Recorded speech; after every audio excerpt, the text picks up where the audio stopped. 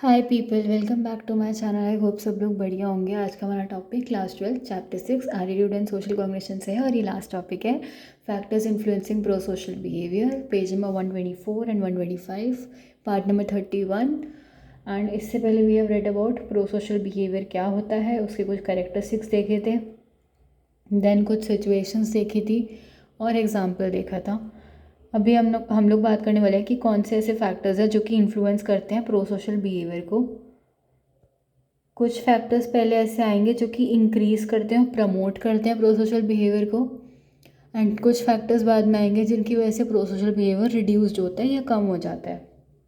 तो pro social behaviour जो है वो पहली बात तो इनबॉर्न नेचुरल टेंडेंसी है ह्यूमन बींग्स की कि वो दूसरे लोगों को हेल्प करे, क्योंकि दूसरे लोग और बाकी मेंबर्स कौन है, उन्हीं की स्पीशीज़ के, मतलब ह्यूमन बींग्स की एक अंदर से, जैसे कहते हैं ना, इन्नेट इनबॉर्न नेचुरल टेंडेंसी है कि वो दूसरे को मुसीबत में नहीं देख सकते, क्योंकि सामने वाला पर्सन भी उनके जैसा ही इंसान है। तो दे वांट कि उनके स्पीशीज़ के लोग सुखी रहें, सही रहें और बिना किसी डिस्ट्रेस, बिना किसी दिक्कत के रहें।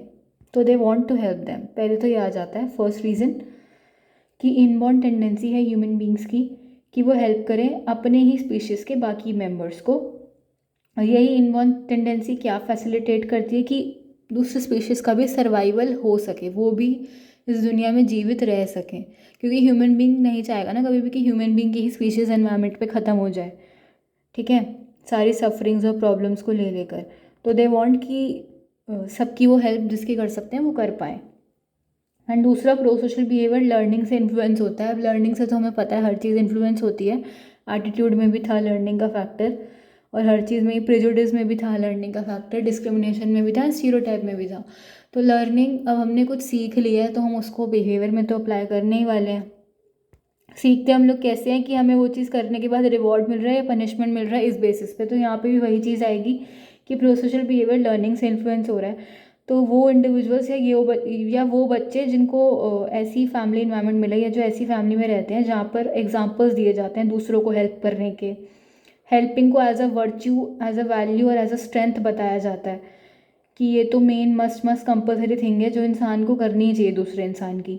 और हेल्पफुलनेस को प्रेज किया जाता है, शाबाशी दी जाती है। तो वो बच्चा ज़्यादा प्रो सोशल बिहेवियर दिखाएगा देन वो वाला इंडिविजुअल जो ऐसी फैमिली इन्वायरमेंट में ब्रॉट अप हुआ है जहाँ पर ये ऐसा कुछ फीचर नहीं है दूसरों को हेल्प करने का और ऐसा कुछ नहीं सिखाया जा रहा है। तो उस बच्चे में भी हमें वैसा बिहेवियर नहीं दिखेगा जो कि प्रो सोशल है। देन नेक्स्ट आ जाते हैं, कल्चरल फैक्टर्स भी इन्फ्लुएंस करते हैं प्रो सोशल बिहेवियर की लर्निंग को और प्रो सोशल बिहेवियर को। कुछ कल्चर्स एक्टिवली प्रमोट करते हैं और एनकरेज करते हैं लोगों को कि वो ज़रूरतमंद की मदद करें। जो बंदा मुसीबत में है, डिस्ट्रेस्ड है, या कोई भी चीज़ ऐसी फेस कर रहा है, कोई प्रॉब्लम फेस कर रहा है, या कोई नेचुरल कैलेमिटी का शिकार है, तो कुछ कल्चर्स प्रमोट कि we should help that person, और हम उसको उसकी दिक्कत से, उसकी मजबूरी से और लाचारपन से बाहर निकालें। तो वो कल्चर्स जो कि एनकरेज करते हैं इंडिपेंडेंस को, कि भाई नहीं, हमें किसी पे डिपेंड नहीं होना और किसी की मदद नहीं लेनी और ना हमें करनी है किसी की मदद, तो हर पर्सन अपनी सिचुएशन के लिए खुद रिस्पॉन्सिबल है। ऐसे वाले कल्चर्स में इंडिविजुअल्स जो है वो कम प्रो सोशल बिहेवियर दिखाते हैं, क्योंकि वो लोग एक्सपेक्ट करते हैं कि वो अपना ध्यान खुद रखें और सामने वाला भी अपना ध्यान खुद ही रखेगा, क्योंकि वो खुद अपनी सिचुएशन के लिए रिस्पॉन्सिबल है। और वो चाहते हैं कि वो डिपेंड ना हो, दूसरों की मदद पे वो डिपेंड ना रहें, अपनी मदद वो खुद करें, क्योंकि वो इंडिपेंडेंस को प्रमोट कर रहा है उनका कल्चर। तो वो उसी चीज़ को आगे लेके जाते हैं। एंड इंडिविजुअल्स कल्चर्स में, जो कि ऐसे कल्चर्स में जो कि सफ़र कर रहे होते हैं किसी भी रिसोर्सेज की शॉर्टेज से, लैक से या कमी से, वो इतना ज़्यादा high level of prosocial behaviour नहीं दिखाते हैं, बिकॉज उनके पास खुद उस चीज़ की कमी है, लैक है, शॉर्टेज या स्कैरसिटी है। तो जब उनके पास खुद वो चीज़ नहीं है तो वो सामने वाले को वो चीज़ कैसे देंगे और कैसे मदद करेंगे सामने वाले की, तो वो इतना ज़्यादा प्रो सोशल बिहेवियर नहीं दिखाते हैं।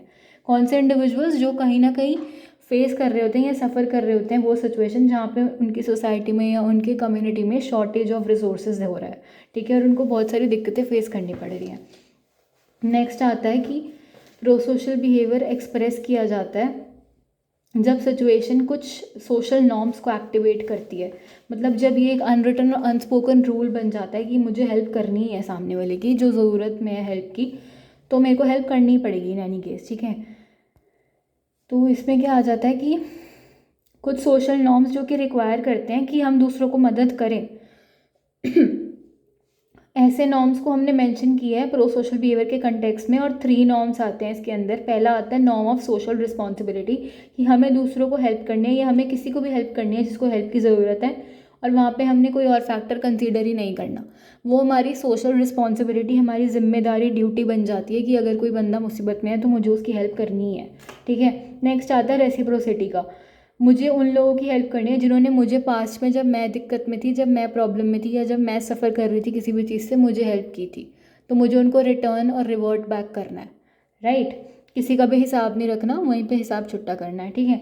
नेक्स्ट नॉर्म ऑफ इक्विटी, मुझे उन लोगों की या अदर्स, मतलब उन लोगों की हेल्प करनी है वहाँ पर, उस सिचुएशन में जहाँ पर हेल्प करना फेयर है और जस्ट है, मतलब जस्टिस के टर्म्स में ठीक है और एकदम फेयर है उनको हेल्प करना। फॉर एग्ज़ाम्पल कई बार, मतलब काफ़ी सारे लोगों को, हम में से भी काफ़ी सारे लोगों को ऐसा लगता है और वी फील लाइक कि ये ज़्यादा फेयर होगा उस पर्सन को हेल्प करना जिसने अपना सब कुछ और सारी बिलोंगिंग्स खो दी हैं फ्लड के और ऐसे तबाही वाले सिचुएशन के दौरान, एज़ कम्पेयर टू उस बंदे को हेल्प करना जिसने अपना सब कुछ खो दिया है गैम्बलिंग के दौरान, ठीक है। तो गैम्बलिंग इज सट्टा लगाना, ठीक है। नेक्स्ट आता है प्रो सोशल बिहेवियर अफेक्ट होता है कि जिसकी हम हेल्प करेंगे ना, हेल्प लेने के बाद उसका क्या रिएक्शन रहेगा, इस चीज़ से भी pro social behaviour get affected with expected reactions of the person who is being helped. For example, लोग हेल्प करना नहीं चाहेंगे नीडी को, या मे बी अनविलिंग होंगे नीडी को मनी देने से, जिसको ज़रूरत है उसको पैसे देने से, बिकॉज नीडी पर्सन में फील कि उसको इंसल्ट लगेगा मे बी, और वो मे बी डिपेंडेंट हो जाए, वो हमेशा फिर यही सोचता रहे कि हाँ मेरे को तो खुद से कुछ नहीं करना और मुझे हर कोई आके बाद में पैसे ही देने वाला है, तो मुझे इसी के सहारे, इसी के बेसिस पे चलना है, तो वो कभी सीख नहीं पाएगा ना इंडिपेंडेंट होना। हेल्प करना इज़ गुड, बट वहाँ से हम ये भी नहीं कर सकते कि हम किसी को अपने ऊपर डिपेंडेंट बना लें, या हम खुद किसी के ऊपर हेल्प के लिए हमेशा डिपेंडेंट रहें, वो भी गलत है। कोई भी चीज़ ज़्यादा हो तो वो गंदी होती है, लिमिट में हो तो अच्छा है ना। तो वही चीज़ है कि pro-social behavior is affected by the expected reactions of the person who is being helped. For example, people might be unwilling to give money to the needy person because they feel कि person को insult लगेगा ऐसे बार बार किसी से पैसे लेने से, और he or she may become dependent on the person who is giving money to him or her every time, ठीक है। pro-social behavior जो है वो मोस्टली वही वाले इंडिविजुअल्स दिखाते हैं जिनमें बहुत हाई लेवल ऑफ एम्पैथी रहती है। एम्पैथी का मतलब कि मैं खुद को और अपने पैरों को दूसरों के जूते में डाल के देख सकती हूँ। सिंपल टर्म्स में, जो दिक्कत सामने वाला फेस कर रहा है, मैं खुद को उसकी जगह पे रख के देख सकती हूँ और खुद को इमेजिन करके देख सकती हूँ कि हाँ मैं अगर उस सिचुएशन में और वही सेम दिक्कतें फील कर रही हूँ तो what will I go through, और उसके बाद मैं किस चीज़ से सफ़र करूँगी। तो एम्पैथी इज़ लाइक वो कैपेसिटी जहाँ पे मैं वो डिस्ट्रेस, वो दुख और वो दर्द, पीड़ा, कष्ट, वो सब फील कर सकती हूँ सामने वाले पर्सन का जिसको मैं हेल्प कर रही हूँ। जैसे कि इसका बेस्ट एग्जांपल था जिस पर्सन में हाई लेवल ऑफ एम्पैथी देखा गया और जिसने उसके बाद high level of prosocial behaviour दिखाया, which is Mother Teresa, Baba Saheb Amte. And prosocial behaviour most likely उन सिचुएशंस में होता है जो कि एम्पैथी को अराउज करता है, क्योंकि वो हमें एक पिक्चर दे रहा है कि भूखे बच्चे कैसे होंगे ड्रॉट के और बाढ़ वगैरह के टाइम पे, जब सूखा पड़ जाता है, फेमाइन होता है, जैसे बंगाल में हुआ था बहुत पहले, तो वहाँ पे स्टार्विंग चिल्ड्रन की एक पिक्चर आ जाती है सामने। तो we should think like what, कि अगर मैं वहाँ पर होती उन बच्चों में से कोई एक, या मैं उस सिचुएशन में होती तो what should I feel. I will also expect ना कि हाँ कोई ना कोई आके मुझे हेल्प करे या मेरी बेसिक नीड्स पूरी हों। तो बेसिकली कहने का मतलब यह है, जिस पर्सन में हाई लेवल ऑफ एम्पैथी होता है, ही और she will most likely to show high level of prosocial behaviour. And prosocial behaviour more likely उन्हीं सिचुएशंस में आता है जो कि एम्पैथी को अराउज करते हैं, जैसे कि स्टार्विंग चिल्ड्रन जो कि फेमाइन में, उनकी पिक्चर मेरे सामने पोर्ट्रे कर देते हैं, बिल्कुल ऐसे टाइप के, क्योंकि दे नीड हेल्प ना। And next, pro social behaviour reduce कहाँ से होता है, कौन कौन से फैक्टर्स से प्रो सोशल बिहेवियर इंकरेज होने की बजाय डिस्करेज हो रहा है या रिड्यूस हो जाता है। जैसे कि बैड मूड है, मेरा मूड अच्छा नहीं है, मेरे को अच्छा फील नहीं हो रहा, तो मैंने हेल्प नहीं की किसी की, और मैं अपनी प्रॉब्लम्स के साथ ही इतना ज़्यादा जूझ रही हूँ, अपनी दिक्कतों में इतना ज़्यादा व्यस्त हूँ कि मेरे को इतना ज़्यादा आसपास वाले पे ध्यान ही नहीं है कि वो किस प्रॉब्लम में होगा। तो being busy in one's own problems, sorry क्या हो गया मुझे, being busy in one's own problems, तो मैं अपनी दिक्कतों में इतना ज़्यादा अस्त व्यस्त हूँ कि मुझे सामने वाले का कुछ ज़्यादा पता ही नहीं है। मुझे उसका पता ही नहीं कि वो किस चीज़ से जूझ रहा है या उसे कहाँ पे मेरी मदद पड़ जाए और कहाँ पे ज़रूरत पड़ जाए मेरी मदद की। तो बेसिकली अपनी दिक्कतों में इतना रहना कि हम आसपास वाले के लोगों को टाइम नहीं दे पा रहे और उनकी दिक्कतों को देख ही नहीं पा रहे हैं। तो being busy in one's own problems and ये वाली फीलिंग जहाँ पे person feeling that person to be help. हाँ, मतलब ये वाली फीलिंग कि हम ये सोचते हैं कि सामने वाला पर्सन खुद अपनी सिचुएशन के लिए रिस्पॉन्सिबल है, तो हम क्यों उसे हेल्प करें। उसके साथ जो भी हो रहा है, वो कोई भी दिक्कत डिस्ट्रेस कुछ भी फेस कर रहा है, उसके लिए वो खुद ही रिस्पॉन्सिबल है। Then why should we gonna help them.